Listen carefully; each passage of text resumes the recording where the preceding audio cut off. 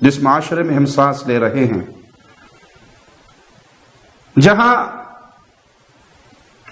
مسلمانوں کی جڑوں کو، ان کے خاندانی نظام کی جڑوں کو کھوکھلا کر دیا ہے، کفار کے طریقوں نے، ہندوازم کی تہذیب نے، اور وہاں تصور یہ دیا گیا ہے کہ لڑکی لڑکے کا حق ہے کہ وہ شادی سے پہلے ایک دوسرے کو جانے، پہچانے، دوستی کریں، آؤٹنگ کریں، گپے ہانکیں، باتیں کریں، اور جب وہ سمجھے کہ ہم دونوں زندگی اکٹھے گزار سکتے ہیں تو پھر وہ اپنی شادی کر لیں۔ اگر یہ تصور ہے تو یہ اسلام کا تصور نہیں، یہ کفار کا تصور ہے۔ کفار کے معاشرے میں پہلے دوستیاں ہوتی ہیں، پہلے آؤٹنگ ہوتی ہے، پہلے گپ شپ ہوتی ہے، اور بہت سے معاشروں میں تو ابھی تک پہلے بچے ہو جاتے ہیں اور شادی بعد میں ہوتی ہے۔ اسلام کے تصور میں ایسا نہیں ہے۔ منگیتر کو ایک نظر دیکھنے کی اجازت اسلام نے دی ہے۔ آپ جس سے شادی کرنا چاہیں اس کو ایک نظر دیکھ سکتے ہیں۔ اس کا یہ معنی نہیں کہ آپ شادی سے پہلے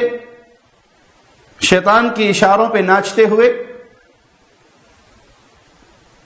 نام نہاد جھوٹی محبت میں گرفتار ہو جائے، معاملہ بوسوں کنار تک پہنچ جائے، آؤٹنگ تک پہنچ جائے، اور بے حیائی کی ساری حدیں توڑ دیں اور سمجھے کہ اب ہم عشق میں ایک دوسرے کے مبتلا ہو گئے ہیں، اب ہم شادی کر لیں،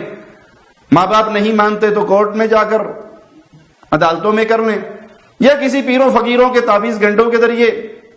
جادو ٹونے کے ذریعے معاملہ سیٹ کر لیں، یا کوئی وظیفہ مولوی صاحب سے پوچھ لیں۔ تو جس کی بنیاد آپ نے غلط رکھی ہے اس کا نتیجہ کبھی اچھا نہیں نکلے گا۔ اور یہ کنفرم بات ہے، جو پیار شادی سے پہلے ہو جاتا ہے، جس کو ہم دھوکہ کہیں گے، پیار نہیں ہے، جو باپ کی عزت کا جنازہ نکال کے،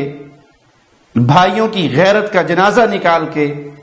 غیر لڑکے سے، غیر مرد سے،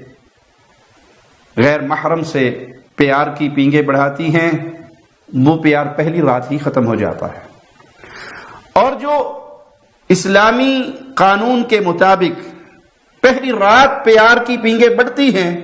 وہ اللہ کی رحمت سے 80 سال تک بھی زندگی رہیں تو برقرار رہتی ہیں۔ اگر تو کوئی شخص کسی لڑکی کے بارے میں جانتا ہے کہ وہ انتہائی دیندار ہے، نیک ہے، اس کے ساتھ خوبصورت بھی ہے، باقی معاملات بھی درست ہیں، اور اپنے دل میں اس کے لیے وہ جگہ بنا چکا ہے کہ میری شادی اسی سے ہو جائے، اسی طرح لڑکی اپنے خاندان کے کسی لڑکے کو کسی کے ذریعے جانتی ہے، اس کی نیکی کو، اس کے دین کو، اس کی طہارت کو، اور دین کی بنیاد پہ وہ چاہتی ہے کہ میری شادی اس سے ہو جائے، ان دونوں نے آپس میں شرعی حدود کو نہیں توڑا، غیر شرعی اعمال نہیں کیے، تو پھر تو کوئی حرج نہیں۔ دو پیار کرنے والوں کی نکاح ہی سب سے اچھی صورت ہے جس میں وہ دونوں اکٹھے ہو جائیں۔